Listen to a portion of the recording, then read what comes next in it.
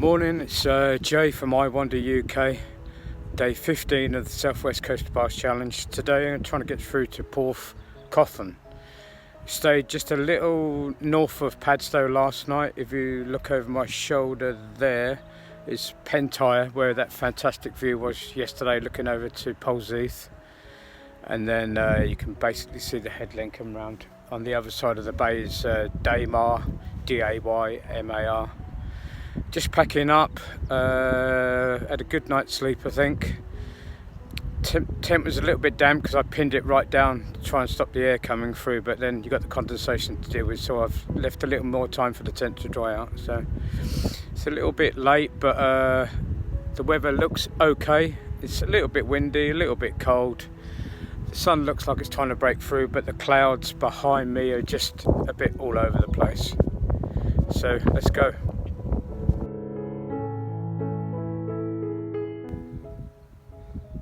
First part of the path is nice and easy, get your legs nice and warm. Go to the left, not through the sand dunes, and the path cuts inland a little bit, and we go past a lot of plants like this. Just keep following that trail. Not sure it's the right way, but seems a little boggy, but I'm going to go for it and see what happens. After the start of that first fine trail, come down, sharp right at the bottom, and within 5 meters an immediate left, and then you're into this swampland. You go across that bit on the last little sketch of video. You are going the right way, then there's a little acorn sign to take you right, but you're still going through this swampy land stuff.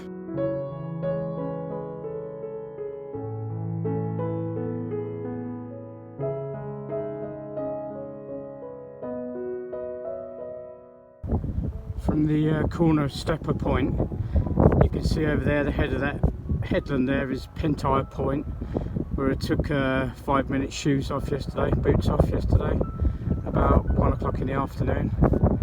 Coming around to Polesheath, see Daymar, the Dimbar, the sand spit going in there, and not sure if it's picking up on the camera, but the fields with the pattern on, just the other side of there is Padstow.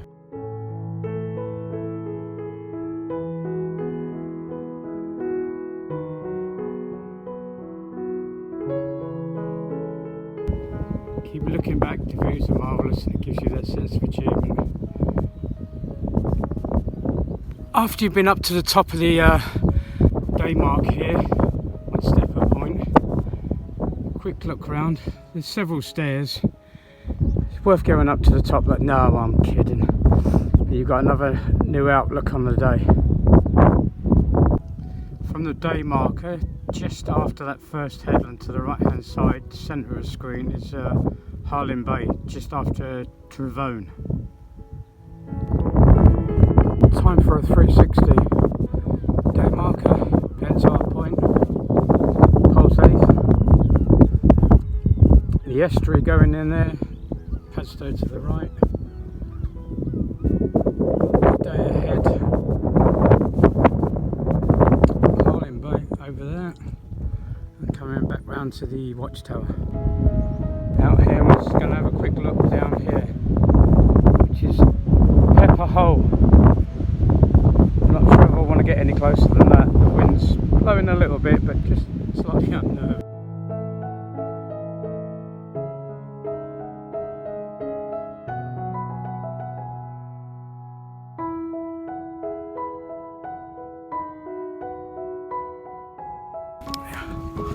On the way from the day marker tower, heading towards Gunver Head, we've gone past Pepper Hole, Butter Hole, which made me start thinking about food and anything that tastes nice with pepper on butter, which is most anything. And now we get past Foxhole, and I'm not sure what to think. Fox, I think, or Foxy? Foxhole, I think. But the views are opening up again. There's Harlyn Bay in the distance. The sun's not as bright as yesterday, and the air's quite cool, which to be honest with you is quite refreshing. I love the sun, but I like to be on the beach when it's sunny. Yesterday was a little bit too warm. Oh, off you go then. So we're down there, and across those headlands down there, around to Harlyn Bay.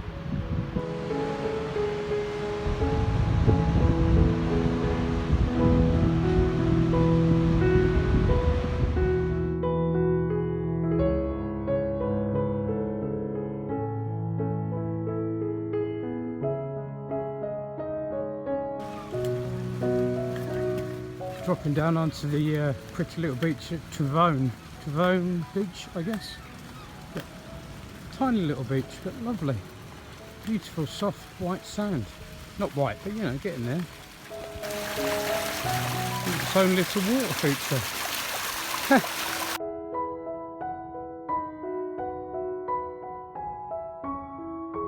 Just after that little sandy beach at Devon, there's this amazing thing. Obviously not ideal for sitting around if you like sand and an umbrella, but to go exploring these rock pools would be amazing.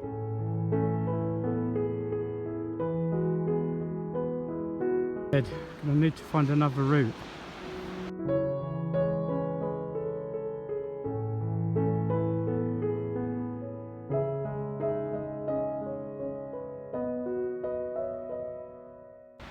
Looking back over Devon Bay, the little sandy beach in the centre screen now. Little black crow in the corner there, left hand side, enjoying the view as well. Harlyn Bay, which apparently is only navigable when low tide, but I've just spoke to a local and I can go over that bridge, back down onto the beach, and then about halfway up there's the roof of that white house. You can get around that way apparently. That's what I'm going to try. Across Harlyn Bay, another beautiful sandy beach. Not very much around, it's not commercialised at all. Little tiny car park, and that's it. Looks lovely. Sorry, a bit fast, wasn't it?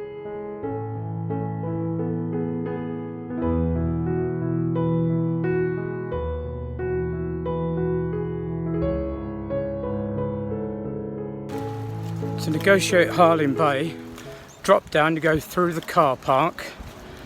There's a small stone bridge, just you can see straight from the car park. You go over that, turn right immediately on the beach, walk down the beach a couple of 100 metres, looking out for a white house with a grey slate roof, and there's steps coming back up there, and then you can just walk along the top of the beach there rather than having to worry about the tide coming in and getting you.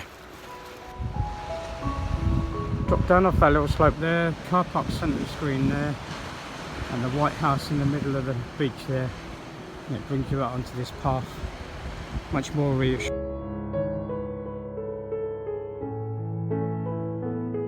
If you do catch the tide at Harlyn Bay at a better time, you need to be heading out to those black rocks, but it's just a little past it. See, like the shed there in the corner, and then up this ramp here. I know you won't be able to see it, but just to the left of that rock is my first seal site.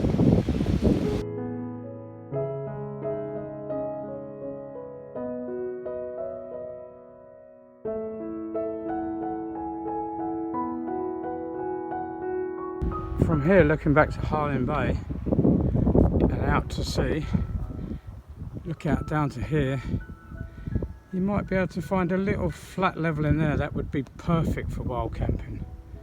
Sheltered all the way around by rocks and your own little dip. From the other side of the bay, the building centre of screen now, which I'm guessing is a lifeboat thing, I need to check on that, actually looks, because the sea was reflected on the white, looked like a hole through the rock, but I knew it couldn't be. Well, you know, I thought I knew it couldn't be. As I got closer I could actually see it's a building now. At Mother Ivy's Bay here, which is a nice little quaint little lookout point, looking across the lifeboat station and over to Traverse Head. But let's be honest, it's not always pretty. Why?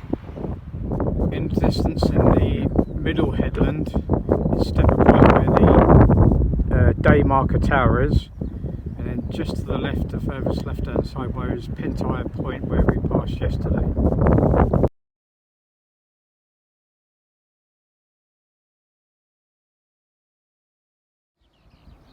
Nice little look back. There's Mother Ivy's Bay, Harlyn Bay just tucked around the corner there.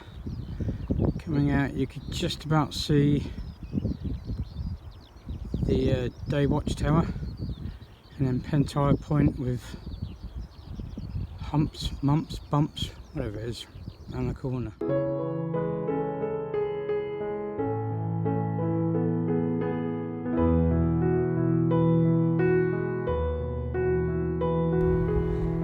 get around the headland of Dinas. Don't miss this little turn off, it's just behind the car park. Be quite easy to walk past us. Another new outlook for the next couple of days. Then we've got Booby's Bay, schoolboy, and Constantine Bay. Let's go and explore. From here it looks like that's Constantine Bay, centre of screen now. And you can just catch it, centre of screen now, Trajanum Bay. And then just after that little headland and tucking back in, I think will be Porthcothan. The wind's picking up a bit, so if you can't hear me, I'm sorry. But it's still fairly clear, we're not complaining.